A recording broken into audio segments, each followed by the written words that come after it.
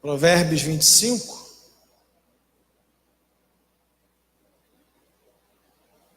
Perdão, Provérbios 16, 25. Amém. Você encontrou? Diz assim: há caminhos que parecem o quê? Parece direito ao homem, mas afinal são caminhos de morte. Vá na sua Bíblia até Salmos 139, verso de número 1. Senhor, tu me sondas e me... Vamos ler todos juntos? Senhor, tu me sondas e me conheces. Bendito és tu para sempre, Deus, nós te louvamos nessa noite pelo privilégio de estarmos aqui. Portanto, queremos ouvir tua voz, queremos que o Senhor fale individualmente com cada um dos teus filhinhos no nome de Jesus, que a igreja diga amém. Você pode se assentar. Queridos, eu não sei se você já caiu em si quanto nós falamos de oportunidades que temos de escolher o que vamos comer amanhã, para onde nós vamos amanhã, se vamos trabalhar ou não. A verdade é que nós temos muitas opções. A gente tem a opção de ser alguém estudioso, nós temos a opção de não querer saber das letras, nós temos opções de tomar e de fazer com que a nossa vida tenha rumos de mais diversos possíveis. Nós temos a opção de escolher. Ninguém vai escolher para você qual roupa que você vai vestir, a não ser para as nossas crianças, aqueles que não têm domínio de si mesmo, eles precisam de alguém para orientá-los. Contudo, você tem a opção de escolher a meia que você vai botar, a roupa íntima que você vai usar, a calça que você vai vestir. Nós temos opções de escolher para onde nós vamos, que direção nós vamos tomar. Assim é com a sua vida. O que é que você quer da sua vida? Para onde você vai? Quais são os caminhos que você quer trilhar? Qual é a faculdade que você quer fazer? Qual é o negócio que você quer empreender? Para onde você vai? A verdade é que nós temos a opção de escolher que rumo a nossa vida vai tomar. Quais são as direções que elas vão tomar para a nossa jornada, para o nosso amanhã, para o nosso futuro. Você tem a opção de escolher. Agora deixa eu dizer algo para você que não pode ficar escondido, nem deixar de ser dito. Ainda que você tome as suas decisões, eu quero dizer para você aquilo que o Provérbios lá em Salomão disse, no Provérbios capítulo 25, Provérbios 16, verso de número 25. Provérbios vai dizer, Salomão vai dizer, há caminhos que parecem direito para o homem, mas afinal são caminhos de morte. Salomão está dizendo, há caminhos que parecem direito para nós, contudo são caminhos que vão produzir mortes. O que ele está querendo dizer? Ele está querendo dizer que nós somos limitados. Nós não conseguimos perceber, ou mesmo conhecer, o que tem no amanhã. A gente não consegue discernir como vai ser o nosso amanhã. É por isso que entra aqui um detalhe fundamental que faz a diferença na sua vida. Ou que pode fazer, depende do que você escolher. Aqui nós devemos abrir um parêntese. Por quê, pastor? Porque há caminhos que a gente toma que podem produzir para nós bênçãos, mas também podem produzir maldições. E como é que eu vou saber disso, pastor, se eu não consigo perceber? A Bíblia diz que Deus conhece todas as... Para Deus o ontem e o hoje é como a mesma coisa. E o amanhã também. Para o Senhor, o amanhã, o ontem e o hoje, Ele vê da mesma forma. Deus, Ele sabe, conhece exatamente o que nos espera amanhã. Por isso que Ele vai dizer que para nós, lá em Jeremias capítulo 29, vai dizer que Ele tem pensamentos de paz e não de mal. A Bíblia vai dizer no Salmo 139 que nós lemos que Ele escreveu os nossos dias, quando nenhum deles ainda havia. Deus, Ele tem desejado um futuro maravilhoso para nós. Um amanhã que a gente não venha ter surpresas agradáveis com tudo. O que eu preciso fazer, pastor, para não ter caminho de morte, o que gera morte em mim, a minha vida e minha existência? Eu vou precisar pedir conselhos ao Senhor. Deixa eu dizer alguma coisa para as crianças que estão aqui no santuário. Crianças, olhem para cá. Se vocês ficarem no celular ou escrevendo, vocês não vão prestar atenção no que o pastor está dizendo. E se vocês não prestarem atenção no que o pastor está dizendo, a sua vinda para cá foi infrutífera. Não vai servir para nada. Se a gente como igreja vem para cá e fica no celular, ou escrevendo, ou fazendo alguma coisa, a gente está perdendo tempo. Amém? Amém? Então, guarde seu celular, desligue seu celular para que você possa prestar atenção na palavra. Certamente Deus tem algo para falar no teu coração. Então, Salomão está dizendo para nós que há uma necessidade de nós fazermos essa avaliação, porque na nossa ótica, muitas vezes, a nossa percepção é que aquele caminho, aquela decisão que a gente tomou é a melhor opção. Ei, deixa eu dizer algo para você, guarde no teu coração, você não sabe o que é melhor para você. Ainda que pareça um bom caminho, uma boa escolha, Deus sabe com exatidão aquilo que é bom para você. E Deus quer orientar você para que você possa conseguir ser bem sucedido em tudo que você fizer. Salmo 139, verso 1, o Senhor Deus diz o quê? O Senhor me sondas e me conheces. E se existe alguém que conhece você, esse é o Senhor, seu Deus. E qual é o desejo de Deus, pastor?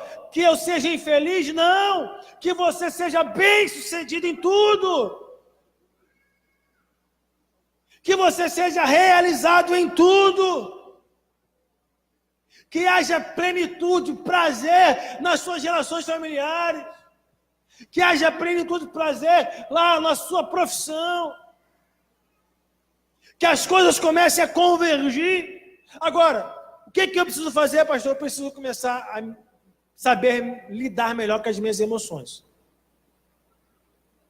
Porque um grande problema que tem acontecido hoje é que a gente não tem conseguido lidar com as nossas emoções. E as nossas decisões, quando elas são influenciadas pelas nossas emoções, a gente não consegue tomar decisões sensatas, corretas, e outras que são de cunho espirituais, a gente deixa de lado, porque as nossas emoções, elas prevalecem muitas vezes. Nós precisamos saber lidar com as nossas emoções.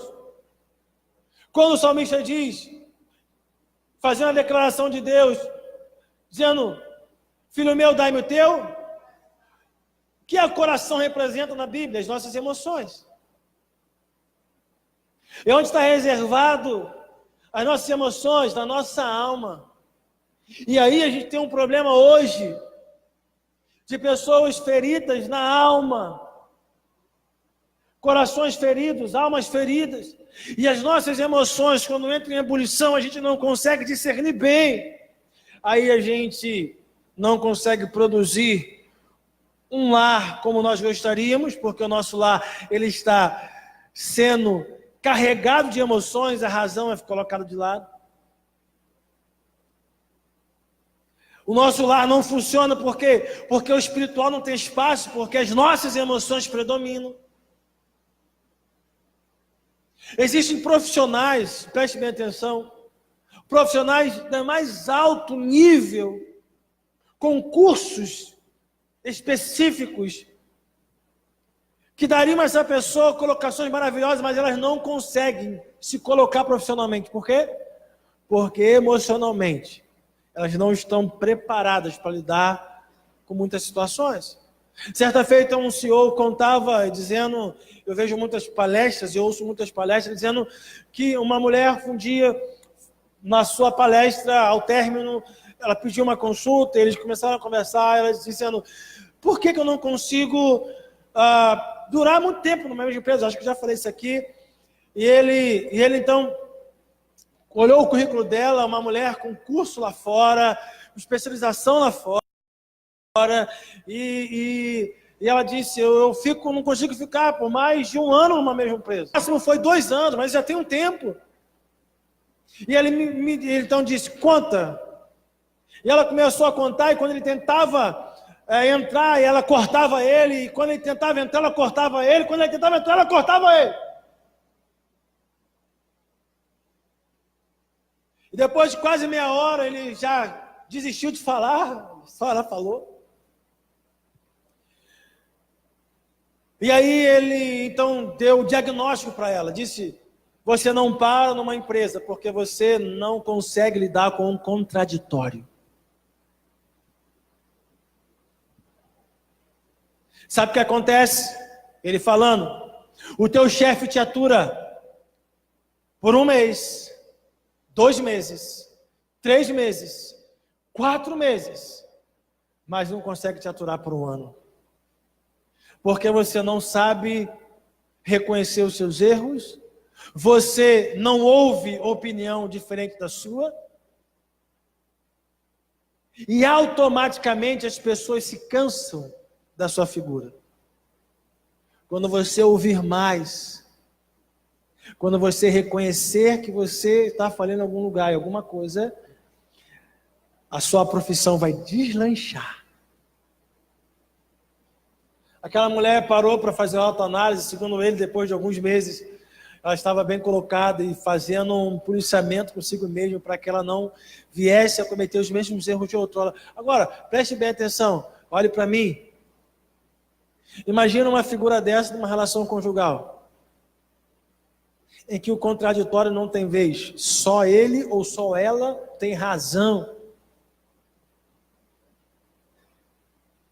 E aí sabe o que acontece muitas vezes? O casamento se arrasta porque o cônjuge ele não quer tomar uma decisão que venha trazer um transtorno maior para a sua família. A mulher atura o cara porque ela não tem muita opção. Aí pensa nos filhos. Aí tem que aturar aquele cara chato que não ouve o que ela diz e que essa relação se torna insustentável, mas vai levando. O contrário é a mesma coisa. Tem maridos que não suportam mais suas esposas. Por que não suportam mais as esposas? Porque só a verdade dela prevalece na relação. Torna uma relação complicada, difícil.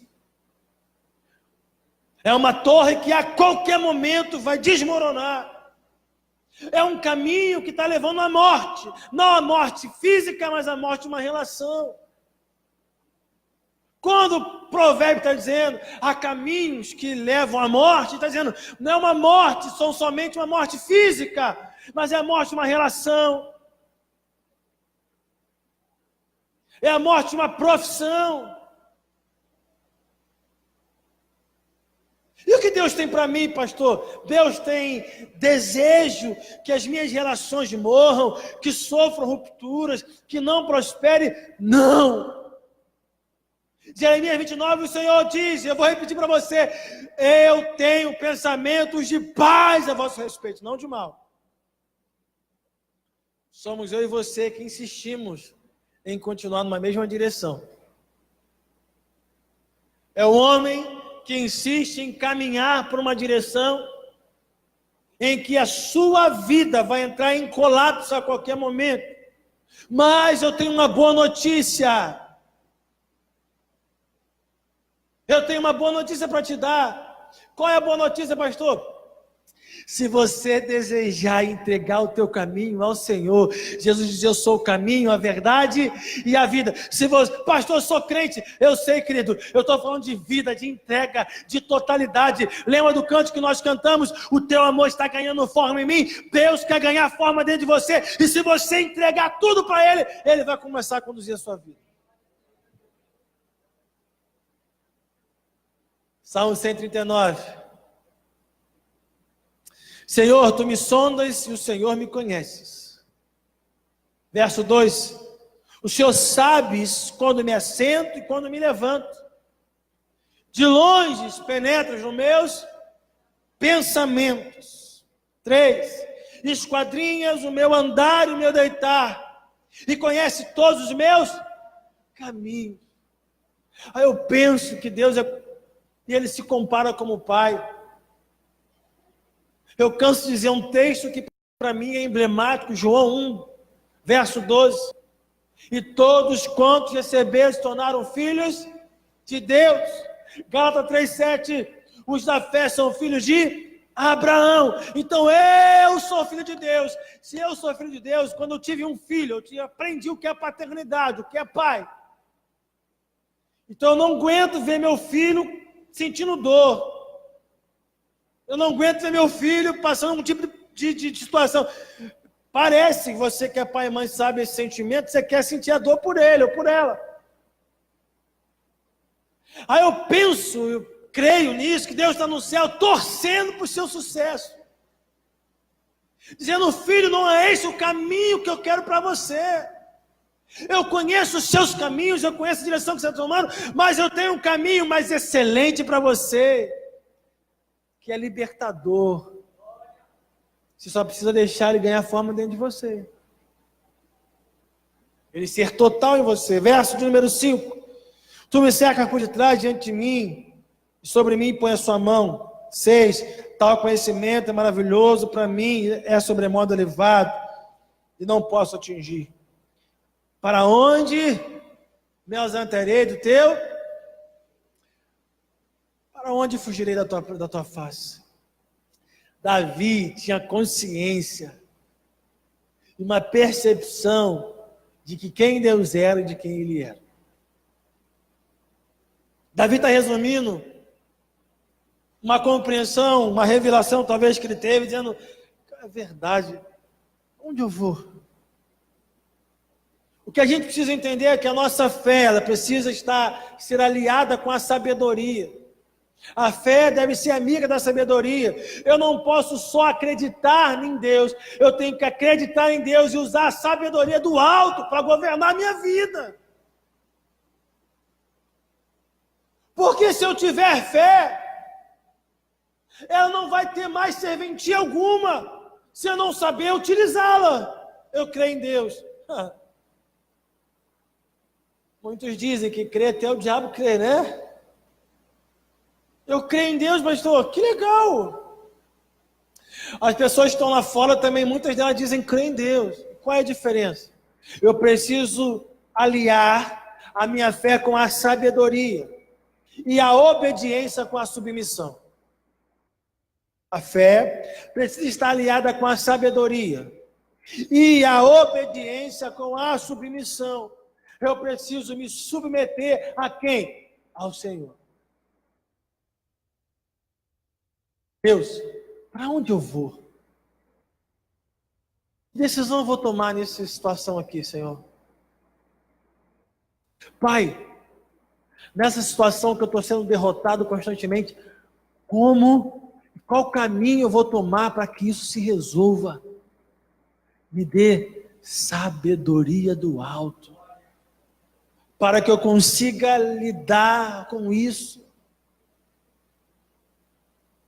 Só que a gente olhe para cá, nós estamos acostumados. A gente está estagnado muitas vezes. Tá bom assim? Não, querido. Deus tem o melhor para você. Não tá bom assim não, por quê, pastor? Porque Deus tem o melhor para nós.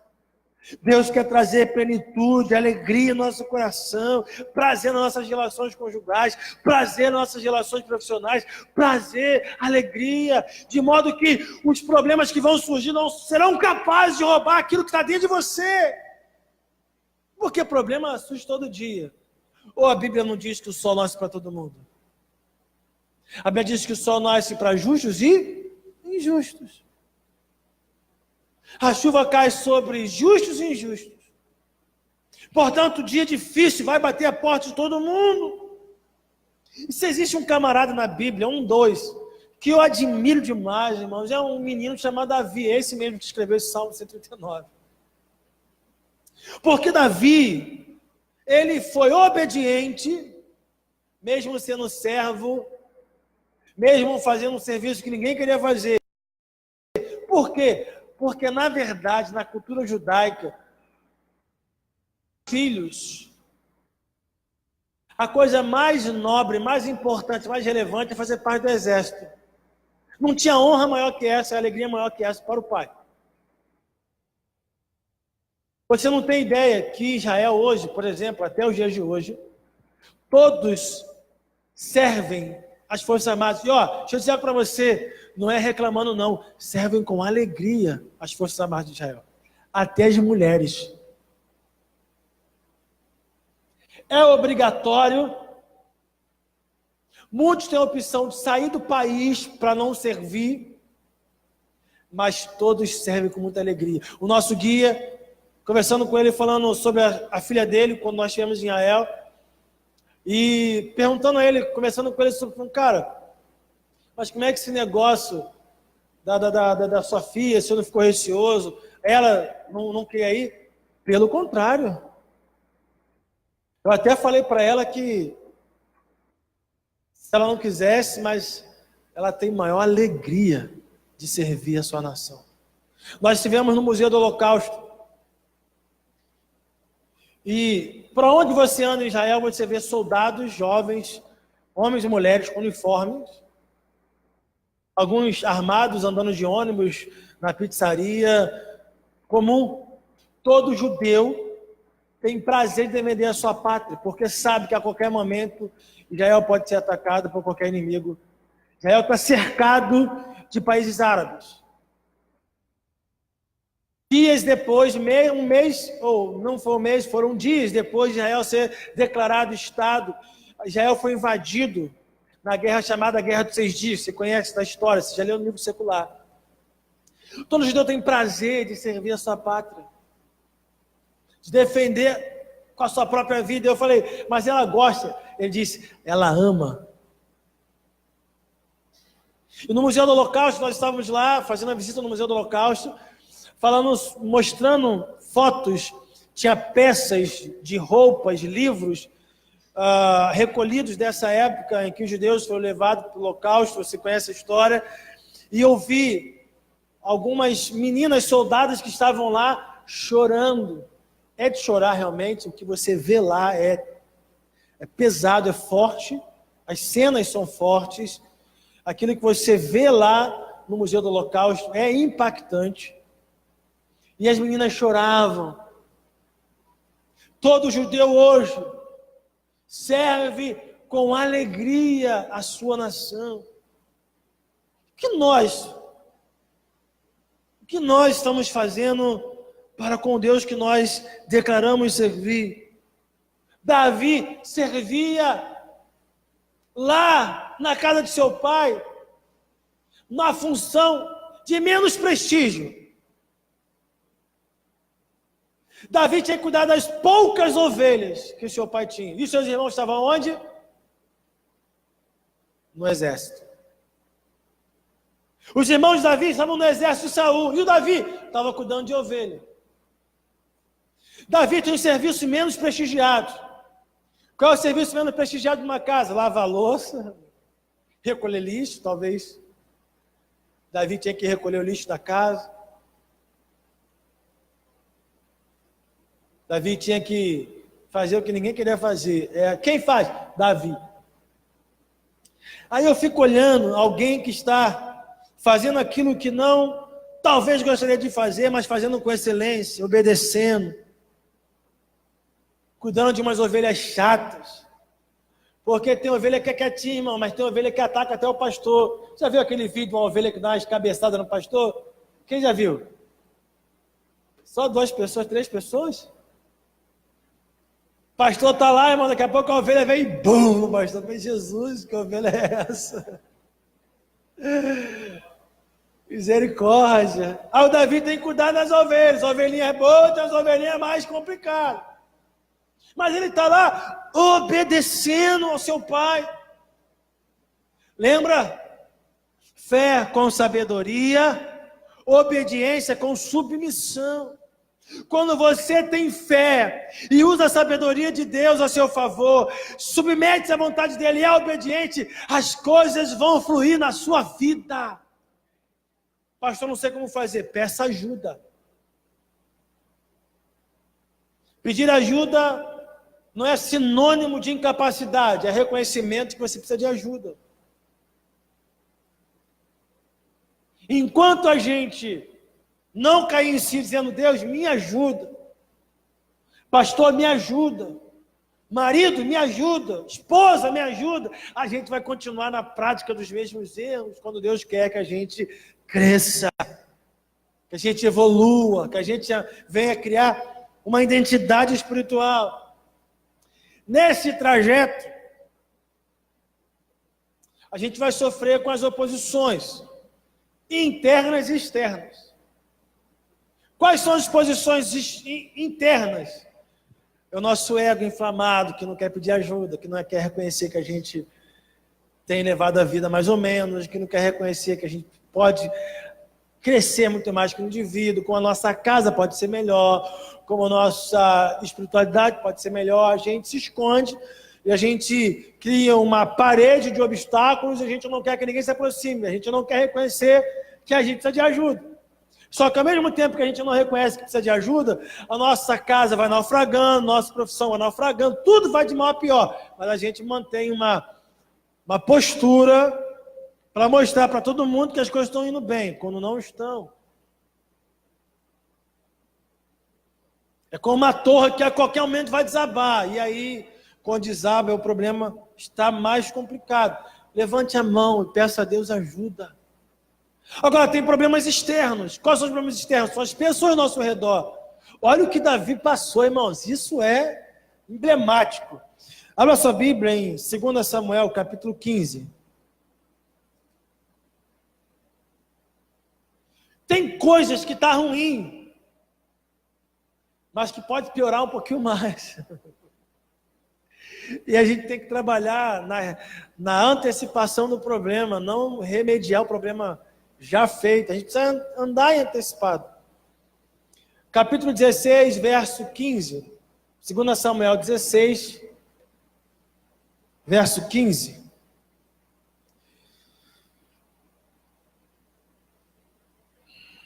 Você encontrou? 2 Samuel 16, 15. Tendo chegado o rei Davi a Baurim, verso 5, tá? 15, eu falei 15, né? Agora que eu estou vendo ali, verso 5. Tendo chegado o rei Davi a Baurim, eis que dali saiu um homem da família e da casa de Saul, cujo nome era Simei, filho de Gera. Saiu e ia amaldiçoando, atirando pedras contra quem? Contra Davi e contra os seus servos. Olha para cá. Davi tem um trono usurpado, você conhece a história. Absalão, seu filho, toma o reinado em Israel, ele tem que sair. Por que ele tem que sair? Davi sabia que se ele enfrentasse seu filho, ele mataria seu filho, porque ele e seu exército eram homens treinados para a batalha. Só que Davi não queria enfrentar seu filho. Davi sai humilhado. E se as coisas não estão ruins, irmãos, para Davi, fica pior ainda, porque ainda no meio do caminho aparece um endemoniado para tentar roubar a paz dele. Eu não sei se acontece com você, mas de vez em quando aparece um endemoniado na minha vida. Lá na vila onde eu moro tem um. De vez em quando ele manifesta para tentar roubar minha paz. Mas de vez em quando aparece um endemoniado e as coisas não estão funcionando muito bem, e ainda aparece alguém para dizer, Davi, irmãos, estava triste, abatido, tendo que sair, tem seu trono usurpado pelo seu filho, a sua casa está em ruínas, ainda piora, porque aparece um endemoniado para amaldiçoar ele, para tacar pedra nele, dizendo, Davi, a culpa é tua, está pagando. Aí, a gente, olha para cá, irmãos, isso é significativo, isso demais. A gente comete erros no nosso passado, sim ou não? Tem gente que diz assim, se eu pudesse voltar lá atrás, eu não faria nada diferente. Eu mudaria muita coisa, irmãos. Eu fiz muita besteira. Tomei muita decisão errada. Fiz muitas escolhas equivocadas. Então Davi, ele errou no passado na criação de seus filhos. Porque aconteceu porque ele falhou na criação de seus filhos. Tá, tudo bem. Agora olhe para cá. A gente não vai ficar olhando para trás, irmãos, procurando erro do passado. A gente precisa construir o nosso futuro.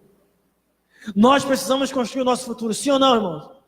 Você precisa construir o seu futuro tem que ser melhor do que o seu passado.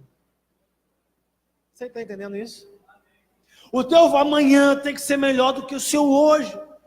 Mas se eu repetir a mesma coisa, meu amanhã nunca será melhor, a minha casa nunca será melhor, a minha profissão nunca será melhor, porque eu vou continuar fazendo a mesma coisa. Sabe o que Davi fez? Davi recebe um conselho, cuidado com os conselhos. Abissai, seu soldado, diz assim: Davi, permita que eu vou lá e tire a cabeça dele. Davi diz: não. Eu estou sofrendo a paga daquilo que talvez eu fiz, dos meus erros, das minhas falhas.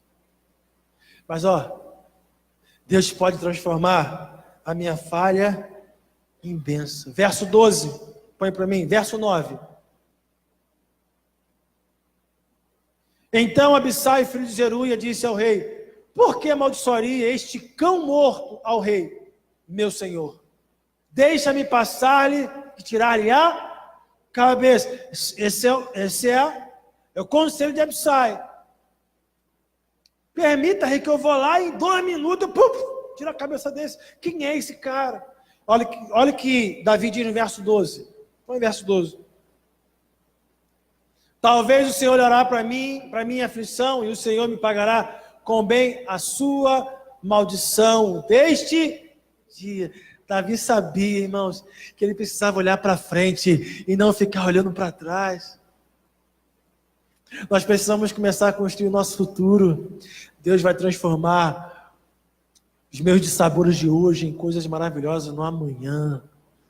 Eu vou começar a consertar onde eu errei, para que tudo possa ser melhor amanhã. Para onde nós vamos, irmãos?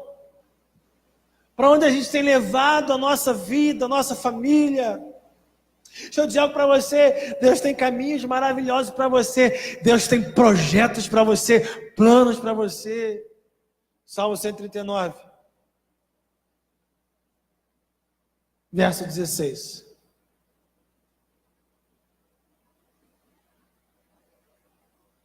Verso 13, põe para mim, por favor. Pois tu formaste o meu interior, tu me teceste no ventre da minha mãe. 14. Graças te dou, visto que por modo assombrosamente maravilhoso me formaste. As tuas mãos são admiráveis, e a minha alma o sabe muito bem. 15. Os meus ossos não te foram encobertos, quando no oculto fui formado, entretecido como nas profundezas da terra. Verso 16. Os teus olhos me viram a substância ainda informe. E no teu livro foram escritos o quê? Todos os meus, cada um deles, escrito e determinados, quando nenhum deles ainda havia. Olhe para cá. Um pai sempre escreve coisas boas para os seus. O que você deseja para o seu filho? Pastor, que meu filho seja isso, meu filho seja aquilo. O que você projeta para o seu filho? O que você gostaria que seu filho fosse? Pastor, um médico, um advogado. A gente projeta coisas boas. Ei, Deus projeta coisas boas para você, meu irmão. Deus sonha com coisas maravilhosas para a sua casa, meu irmão. Deus sonha coisas maravilhosas para a sua descendência, seus filhos. O que a gente está escrevendo no nosso futuro? O que a gente tem feito para que ele seja bom? O que a gente tem empenhado em Deus para que tudo flua de acordo com a vontade dele. Pastor, o negócio é o seguinte, eu nasci assim, eu sou assim mesmo.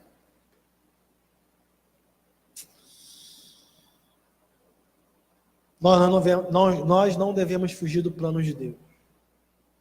Nós não devemos andar na contramão da vontade de Deus. Nós não devemos. Porque a gente, ainda que se esforçasse para fazê-lo, nós não conseguiríamos. Deus sabe exatamente aquilo que a gente pensa e deseja. Verso 3, Ele esquadrinha os meus pensamentos, o meu andar, Ele conhece todos eles. Ainda verso 4, ainda que a palavra não chegou à minha boca, Ele já sabe. Portanto, Deus sabe exatamente o que eu preciso. Deus sabe aonde as minhas volições estão me impulsionando, as minhas vontades estão me levando. Deus sabe aonde eu estou sendo inclinado.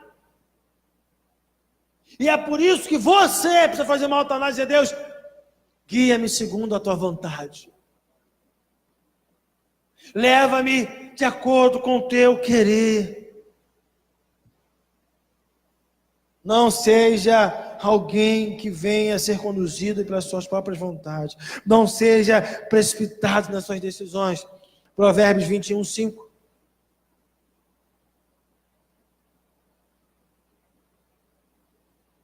Os planos dos diligentes tendem à abundância, mas a pressa excessiva à pobreza. Seja cauteloso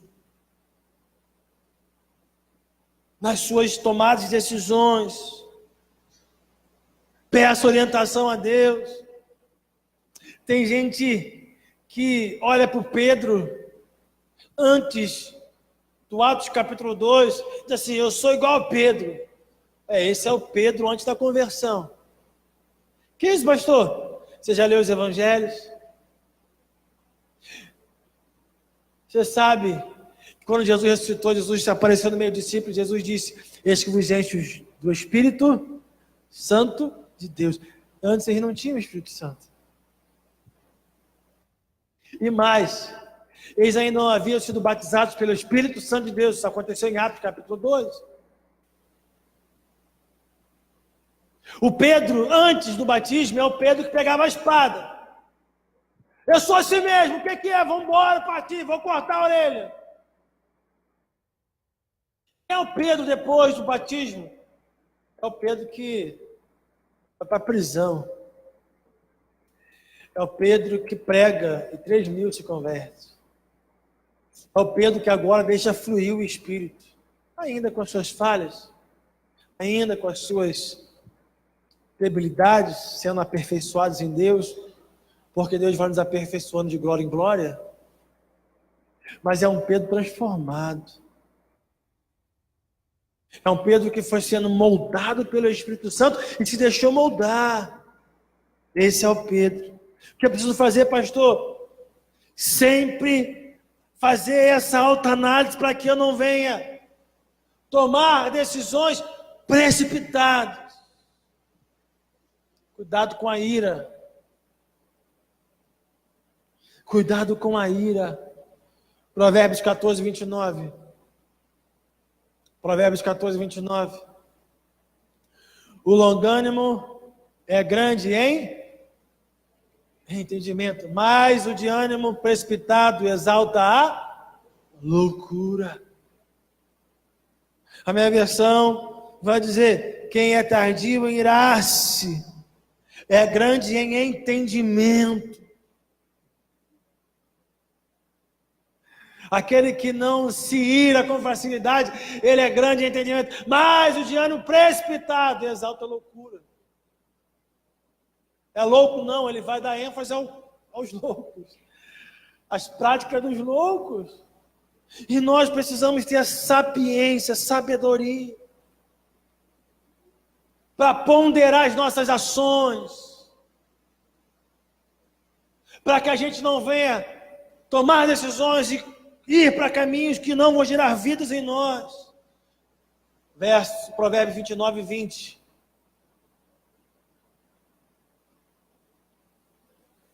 Tens visto um homem precipitado nas suas palavras? Maior esperança há para o insensato do que para... Tens visto um homem precipitado nas suas palavras?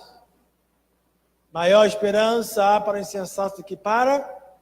Uma vez eu cometi um erro muito grave. Eu ouvi uma pessoa me dizendo algo, e eu de imediato, eu peguei a outra pessoa e descasquei.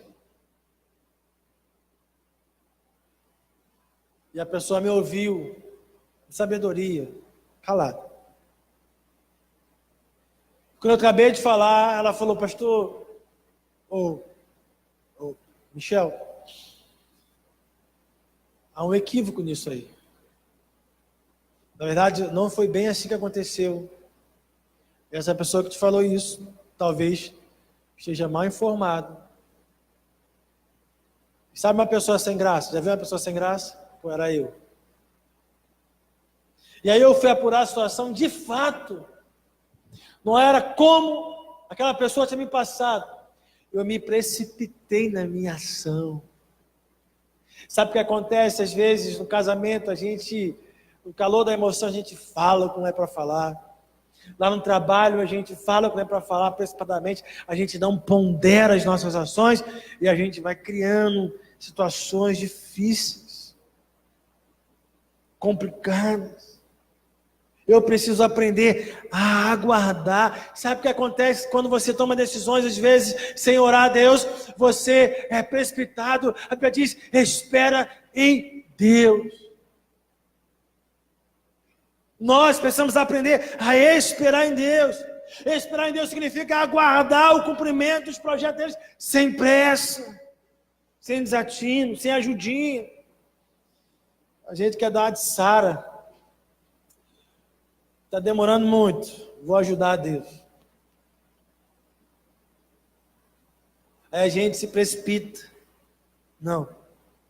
Se existe um Deus que cumpre a sua palavra, esse é o nosso Deus. Se existe um Deus que continua sendo Deus, esse é o nosso Deus. Se existe um Deus que continua no governo, esse é o nosso Deus. Portanto, eu não preciso ficar temendo coisa alguma. Isaías 64:4, ele diz um texto clássico para nós. A Bíblia, ela enfatiza isso. Desde a antiguidade não se viu, nem com ouvido. Está aqui, obrigado, você é rápido, hein? Porque de antiguidade não se ouviu, nem com ouvido se percebeu, nem com olhos se viu um Deus além de ti, que trabalha para aqueles que nele... Deus trabalha em favor daqueles que nele... Então, aprender a esperar é sinônimo de que Deus está trabalhando, quando nele eu estou esperando. Então, eu quero te incentivar a você projetar o seu futuro em Deus. Para onde você vai, meu irmão, se Deus não estiver com você? O que te espera no amanhã, se Deus não estiver com você? Será que a tua casa vai estar de pé se Deus não estiver com você? Será que as tuas finanças vão tomar um rumo se Deus não estiver com você? Para onde nós vamos? Eu quero responder como Pedro respondeu: Senhor, para onde nós iremos? Se só Tu tens as palavras de vida eterna. Só Ele tem as palavras de vida para você. Só Ele vai produzir vida em você. Então eu quero encerrar dizendo ao seu coração nessa noite que o Deus que nós acreditamos tem gerado expectativas a teu respeito. Deus tem gerado expectativas a seu respeito. E Ele já escreveu uma história linda para você. Como eu vou vivê-la, pastor? Dando ouvidos ao que Ele tem dito. Obedecendo a sua voz. E andando de acordo com a sua vontade. Construa o seu futuro nele, na presença dele. Qual será o resultado, pastor? Vai ser melhor do que o seu ontem e do que o seu hoje. porque Ele tem pensamento de paz a nosso respeito. Que Deus nos abençoe em nome de Jesus.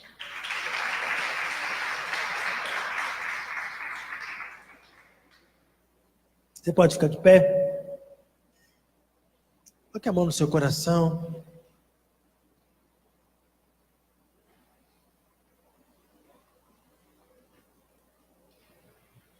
Fale com Deus nessa noite. Pergunte a Deus. Faça uma autorreflexão, dizendo por onde você tem levado a sua vida, como tem sido a sua vida, como você tem gerenciado a sua casa, as suas relações profissionais, as suas relações conjugais, como as coisas têm funcionado na tua vida. Será que está tudo bom? Será que não pode melhorar? Será que a gente não pode crescer em Deus? A gente não pode viver um novo momento em Deus? Será que a gente não pode aperfeiçoar o que já está funcionando bem? Para onde você vai? Em que direção você vai construir o seu futuro, a sua casa, a sua família? A palavra de Deus diz que Ele tem pensamento de paz ao nosso respeito, não de mal. Deus sonha, como o pai sonha o melhor para o seu filho, que a nossa casa esteja em harmonia, que nosso coração tenha plenitude de alegria, as coisas venham funcionar, corroborar para que a gente tenha prazer na nossa espiritualidade, a gente não seja vencido pelas más notícias, que a gente ainda que esteja vivendo um tempo de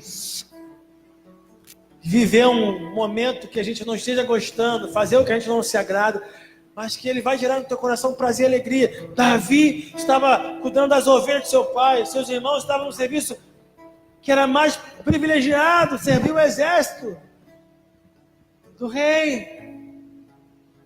E às vezes a gente está na posição de Davi, atrás das malhadas, cuidando de ovelhas, algumas boas, outras ruins, algumas de bom humor, outras de péssimo humor, algumas que não dão trabalho, outras que dão muito trabalho. Davi estava cuidando de ovelhas.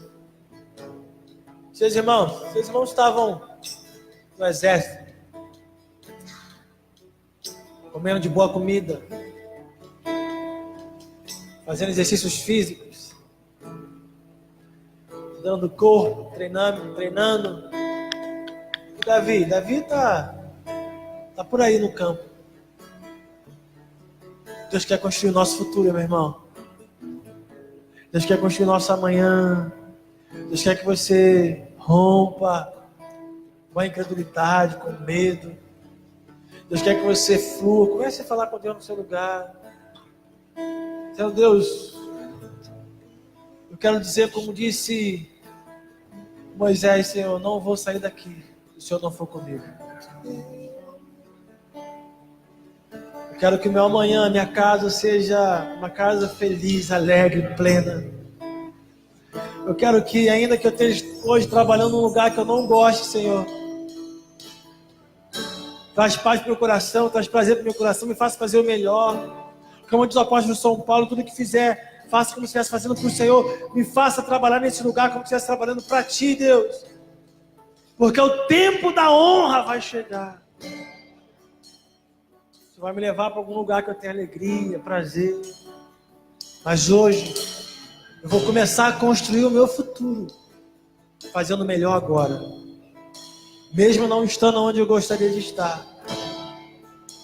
Mesmo não funcionando como eu gostaria que funcionasse a minha casa, eu vou fazer o meu melhor, Pai. Porque eu quero construir um lar melhor amanhã. Eu quero construir um futuro na minha casa que esteja gerando prazer. Bendito seja o seu nome, Jesus.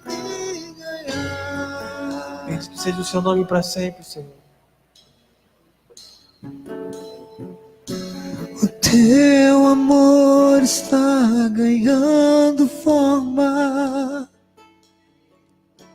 O teu amor está ganhando forma.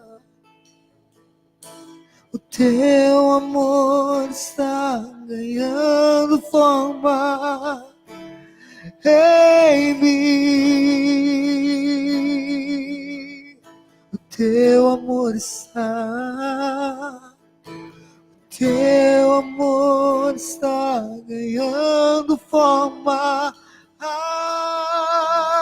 O teu amor está ganhando forma. O teu amor está ganhando forma em mim.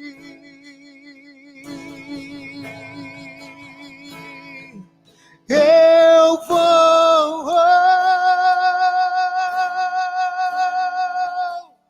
me esvaziar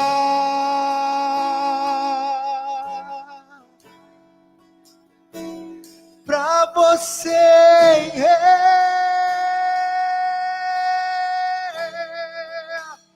Tudo em mim ganhar.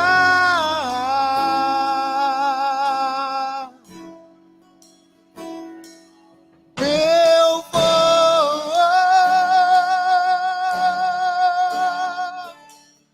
me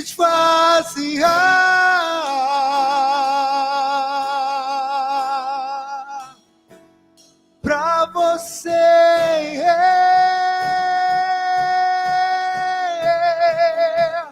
Tudo em mim ganhar.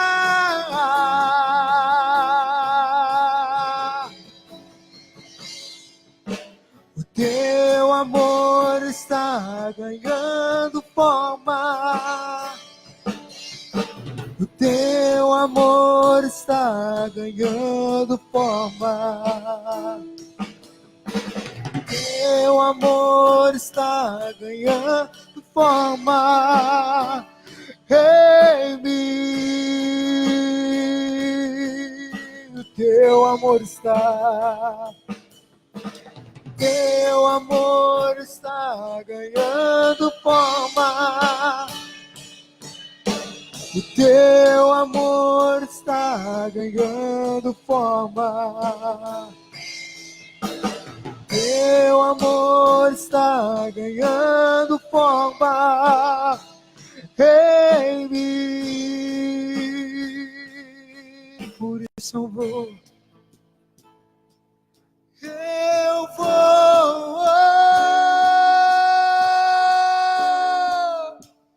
me esvaziar Para que ele cresça. pra você.